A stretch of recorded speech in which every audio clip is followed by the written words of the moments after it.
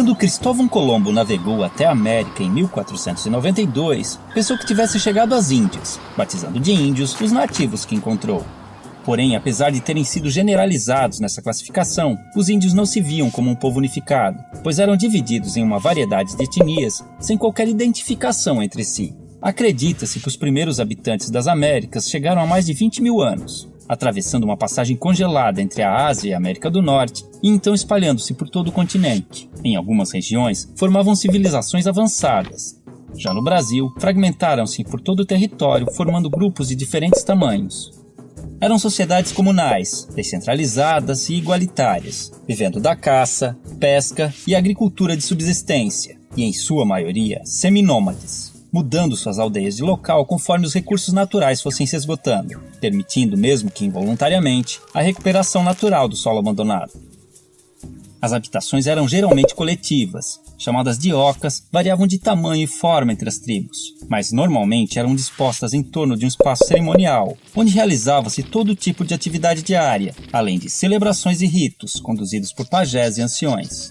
As tribos eram formadas por laços de parentesco e afinidades, e mantinham contatos com outras comunidades através de relações de comércio, cooperação, casamentos, alianças e também de guerras, que eram comuns entre as sociedades indígenas, apesar de sua natureza pacífica. A virgindade era pouco valorizada e a vida sexual costumava ser livre de tabus. Muitos homens ofereciam favores sexuais de suas esposas a visitantes, como forma de cortesia. As famílias podiam ser monogâmicas ou poligâmicas, e o divórcio era algo corriqueiro. Os homens lidavam com a guerra, a caça, pesca e liderança tribal, além da construção da aldeia e o plantio, enquanto as mulheres cuidavam da colheita, do preparo de alimentos e da fabricação de utensílios e adornos. A educação das crianças era a tarefa de toda a tribo, e a autonomia era estimulada. Já os doentes e inválidos costumavam ser abandonados à própria sorte. Os indígenas tinham conhecimento na fabricação de bebidas fermentadas e deixaram grande herança à culinária brasileira, com pratos derivados da mandioca e do milho. Sua dieta também era diversificada em proteínas animais, graças à caça e à pesca. Em festejos, cobriam seus corpos com pinturas, penas e plumas, e a nudez no dia a dia era comum e não causava vergonha. Por viverem em florestas, muitas vezes precisavam usar protetores genitais e tangas, mas mantas cobrindo o corpo eram raras. Muito higiênicos, devemos a eles o costume do banho diário. Mantinham muitos ritos e crenças religiosas, os quais podemos identificar por xamanismo, uma mistura de religião, crença, sistema de pensamento e configuração do mundo, em que acredita-se num universo não linear, sem início e sem fim definidos, onde o tempo se confunde. Não possuíam uma doutrina, assim como não acreditavam em um Deus único e supremo, tendo a figura do xamã, o pajé, como seu elo com o mundo divino. Em sociedades sem esses representantes, acreditava-se que os espíritos e antepassados se comunicavam com os humanos através de animais, sonhos e visões. Muitas de suas lendas tornaram-se populares entre os não-índios, enriquecendo o folclore nacional. O uso de alucinógenos, tabacos e ervas era muito comum nos mais diversos rituais. Orientados pelas fases da Lua e conhecimentos astronômicos, entendiam as relações entre as mudanças climáticas, nas quais baseavam seu plantio e colheita. Antes da chegada dos europeus, acredita-se que existiam mais de 1.300 idiomas nativos, hoje reduzidos a apenas 270, que deram origem a diversas palavras da língua portuguesa. Não possuíam um sistema de escrita, mas algumas sociedades desenvolveram sinais e formas gráficas, cujo estudo pode revelar mais sobre seus hábitos.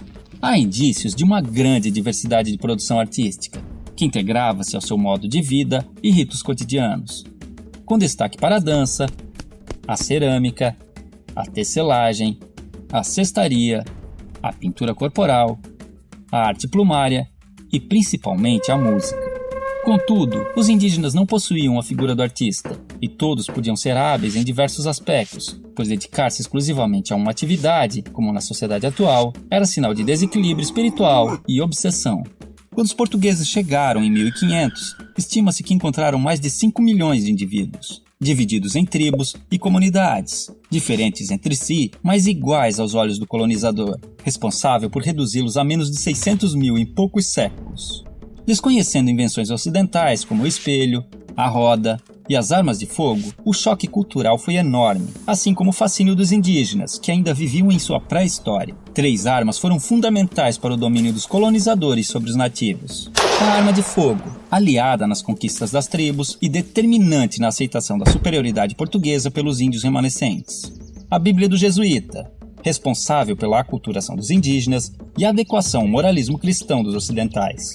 E uma invisível e poderosa arma biológica, inicialmente de forma involuntária, mas por vezes criminosa, o contato com os estrangeiros espalhou doenças e epidemias, às quais os nativos não possuíam imunidade, dizimando-os aos milhares e facilitando a ocupação de suas terras, como aconteceu no sul do Maranhão, onde fazendeiros deram roupas infectadas com varíola para as tribos locais.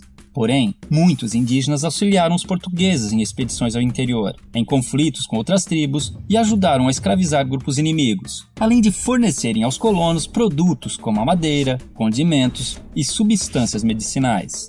Isso tudo forçou os remanescentes a viver em condições precárias por muito tempo. Somente em 1967, com a criação da FUNAI, começaram a surgir e ganhar força associações indígenas que buscam melhorias em áreas como saúde, educação, meio ambiente, patrimônio e demarcação de terras.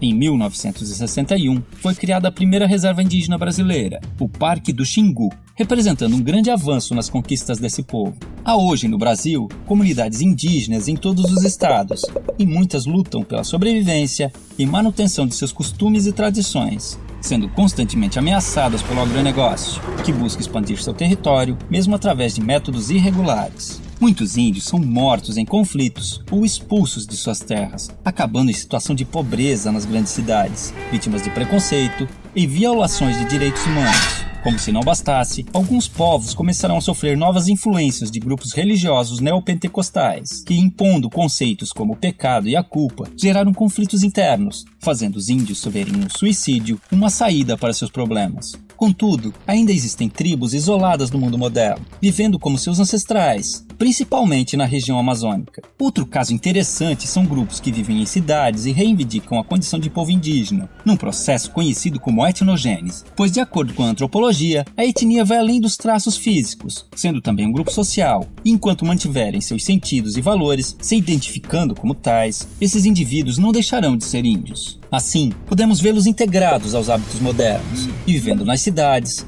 ocupando o mercado de trabalho, cadeiras nas universidades e cargos públicos, buscando também representação política e lutando por direitos como cidadãos que precisam manter sua cultura e tradições vivas, frente aos novos desafios que estão por vir.